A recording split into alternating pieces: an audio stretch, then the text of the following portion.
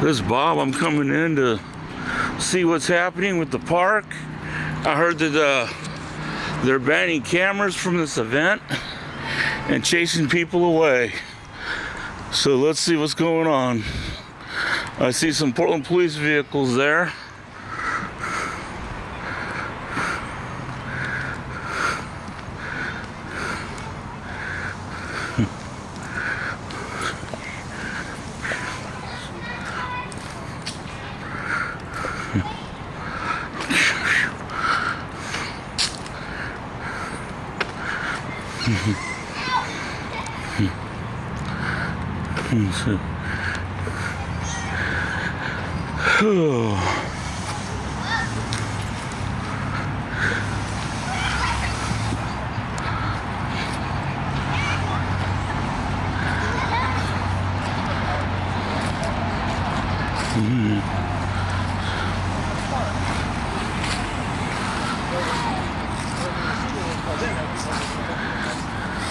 I ran one of them, no car cases on it. It's got full registration and here's an officer operating. They're in the park during the park's hours. I just can't but if they start doing illegal activity, then that's a situation we call park rangers or police, depending on just for you guys, RVs are prohibited vehicles. So RVs are different. What Rich just went over doesn't apply to RVs. So if you see an RV, any RV on the street is going to be in violation. If it's in there, there's no activity, there's no loading or unloading, and if it's been there for over 8 hours, that's qualified. So specifically, RVs are specifically outlined in code. They are not allowed to park in plots from or adjacent to homes. So they can't even be in the parking lot to come and enjoy the park.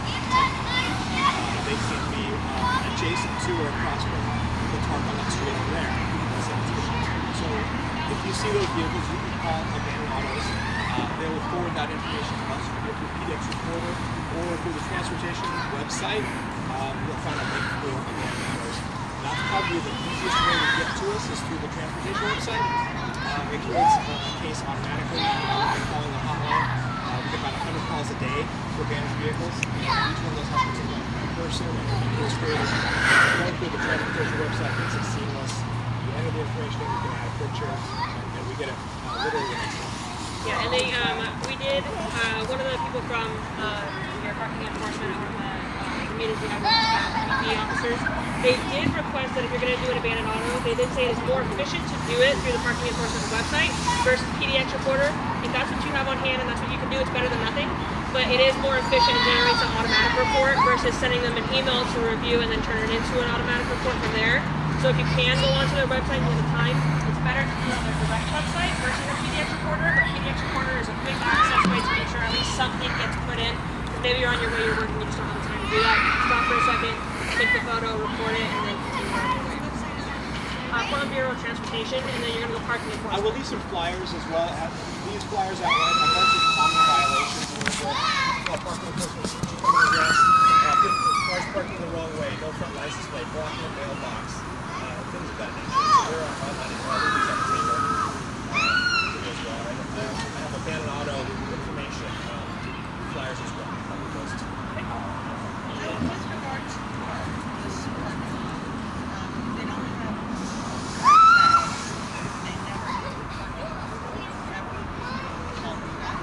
they never we can address that. Even if you call the Rangers, we've got a great relationship with the Rangers. They can call us, pick them out, cite those vehicles. We can, with the expired registration of our as an abandoned vehicle, we can add something on the park to suggest just to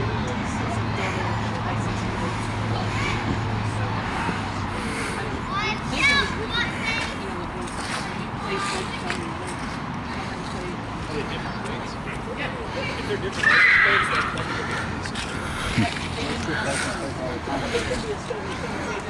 yeah, I mean, if there's two different license plates on it, definitely follow us. You can't be all responsible for the exact moment. I know. That's something that's on our street. We call parking enforcement all the time. There's abandoned cars that are there. I mean, they can definitely help too, but if it's something that obvious where it's two completely different license plates, Worst case scenario, somebody sees that license plate. We also, one thing we also look for is drug paraphernalia inside and outside the vehicle. If we see drug paraphernalia inside the vehicle has a window down, it could be considered a safety concern, a hazard to the community. And in those cases, depending on what we see, we could do a 24-hour warning light rather than 72, because you don't want a vehicle unsecured with drug paraphernalia, needles underneath, around, next to a car. So, What about drug paraphernalia that's around the house?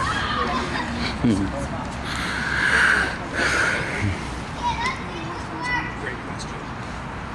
Drug paraphernalia around someone's house. That's in the same spot all the time. In your yards and your bushes. So that's a little bit complicated as far as private property, and because it's on your private property, if somebody's leaving it there, it is your property, so you have the right to dispose of potentially, but we do encourage people not to be touching needles and all that kind of stuff, especially drug paraphernalia, which that actually comes in contact good with your last person on the magnet. So somebody that you can work with, and they actually have some advisory material on how to deal with items that are left on your private property, and that's one point of contact. So one point of contact are the ones that post and clean up the campsites, and they work with parking enforcement, they work with rangers, they work with police. I will say there's only 3 of them, but they are super efficient and good at what they do. And then their cleanup crew is a little bit bigger. They got some first responders that they can send out, and taking those photos, and even maybe just giving them a call, sending them an email. They can let you know, hey, this is the best way to clean that up. This is what your rights as far as on your private property, if that's related to houselessness and this kind of paraphernalia and the cleanups and the biohazards with it. And if they can't come out and do it, they can often give you a resource to be able to go to have somebody else help you or let you know what your rights are to be able to clean that up. So they're really great about doing that. So one point of contact, they are the last contact on there for this, on your guys' magnet. They don't have a direct line because, like I said, there's only 3 of them for phone calls, but you can go on and they've got a lot of emails and contacts to be able to reach out to them that way. Or you can contact us and we can get you connected with them with a phone number and put that in. But if they gave out their phone numbers, they would be only answering phone calls all day. So they try to filter it through their email system, and then they make contact, and they're really, really good about that. So speaking of drugs, who do we call if somebody's like about their welfare, if you're not sure if they're safe or dead, or we do welfare checks on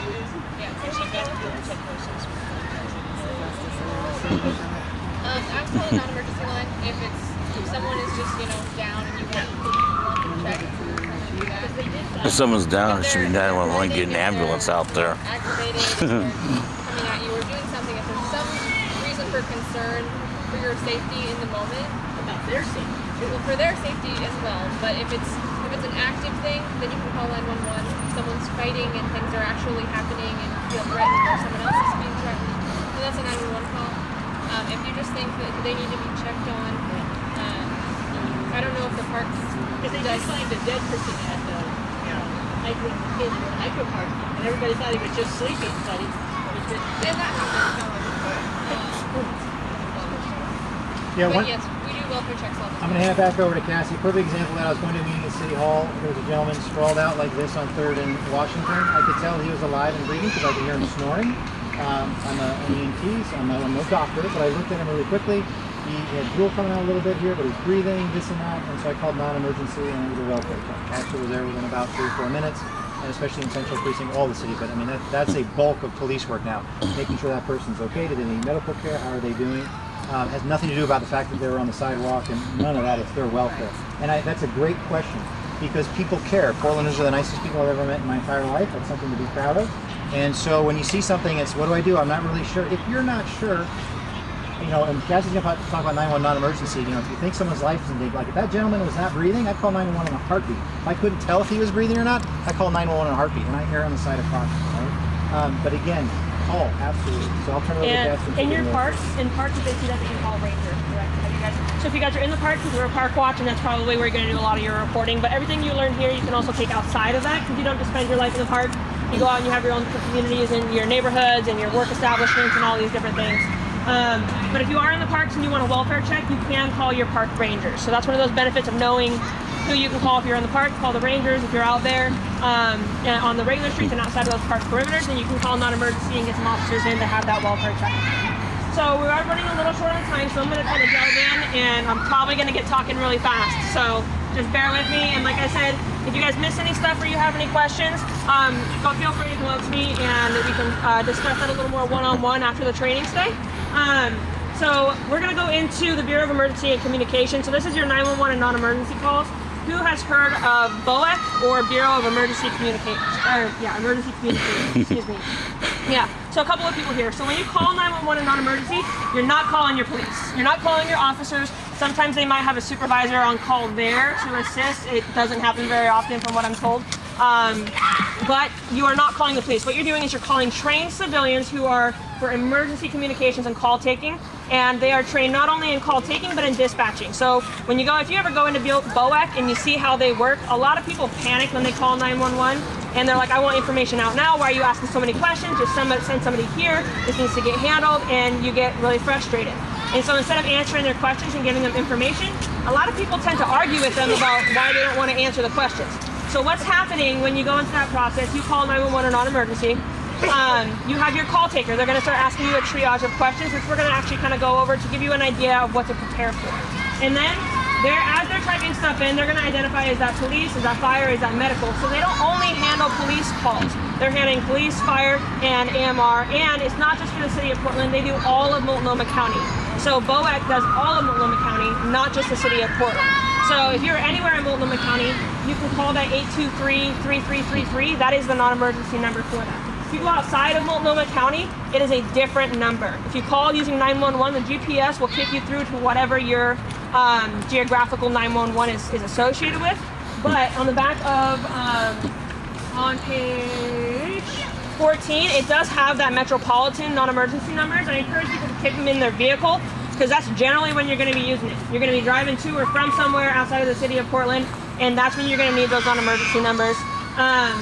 So when you call, though, those call takers are taking that information, they're asking you those questions, and they're going to determine what kind of call this is. They're going to determine what kind of priority call it is, and depending on the priority, that's how it's going to get sent out. Is it going to get sent out over the CAD on the computers, or is it going to get sent out over the radio? So giving them accurate information is really important, because that's going to prioritize how your responders are going to come. As they're putting in that information, you've got a whole new little section over there away from the call takers, and those are your dispatchers. Your dispatchers are seeing that information, they're taking it, and they're either putting it out over the radio, or they're making sure it's going out to the CAD and getting it sent out to the officers or to the emergency personnel who are going to be the ones responding to it. So, how many people here have called non-emergency or 911? Quite a few of you. So you guys have heard the whole spiel about 911, non-emergency. You've called 911. If you hear anything, please, or if you are calling for an emergency, please press any button or say anything. So that does not translate in other languages. So if you guys know people who speak other languages, or English is not their primary language, they have difficulty with it, always let them know how that process works. Ambient noise does not kick the call through. They stay on the phone for a long time, it does not kick the call through. They have to press any button or say anything to get that call through. Thanks to cell phones, we have butt dials. That's why that's in place. So they kind of work that system to get it through. If you do get it through, and you are on a cell phone or you are on a landline, and it's an open line and you can't talk, that is a priority one call. They're going to try to get your attention, try to get you to respond. If they can't, that's an open 911 call, and they're going to send people to respond to that at a pretty efficient rate. So if you can respond and tell them what's going on, please do. If you can't in that open line, that also is a very high priority call. They're going to send likely officers to that, because they don't know what they're going into, so they need to make sure that they're armed for potential danger. And if you have a landline, it does give them the associated information in accordance with the landline, correct? Billing address. The billing address, and I believe the name under the bill. Choose the billing address, will show the location. Yeah, so it'll show the location associated with that phone line that is connected to on that 911 and non-emergency call. If you call from your cell phone, it gives them a geographic location with your GPS. However, that could be a few blocks, or if your cell phone GPS is just really shoddy because you don't have great service, like that, all that stuff kind of plays into that. So if you do get on the phone with them, make sure the most important stuff that you say is your name and your location if you can't get any other information that is going on. And if somebody who does not speak English as a first language, encourage them to know how to say their language that they speak, and then their name, and potentially where they live in case an incident happens at their home. If they can only say their language and their name, that's even better. That's fine, because then they can get a translator in to help them with those non-emergency and 911 calls. We do have the option for translators. if you call 911 or you're afraid to call 911 because you're in a dangerous situation, somebody broke into your house, you're on a mass transit, has anybody heard of text 911? So you can text 911. You can't send videos, you can't send photos, but you can text 911 and you tell them your name, you tell them your location and what is happening. They will respond back. You'll get those same triage questions as if you were on the phone with them.